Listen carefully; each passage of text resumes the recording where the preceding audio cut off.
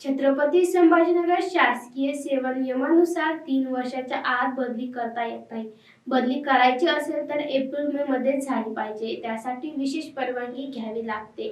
नियम डावलून माझी बदली करण्यात आली. त्यामुळे दात पांगण्यासाठी मॅटमध्ये धाव घेतली आहे, असे डॉक्टर संजय राठोड यांनी सांगितले.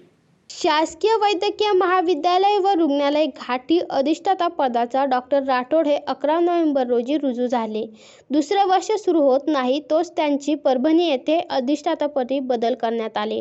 डॉक्टर शिवाजी सुकरे यांच्याकडे घाटी रुग्णालयाच्या अधिष्ठातापदाची धुरा सोपवण्यात आली.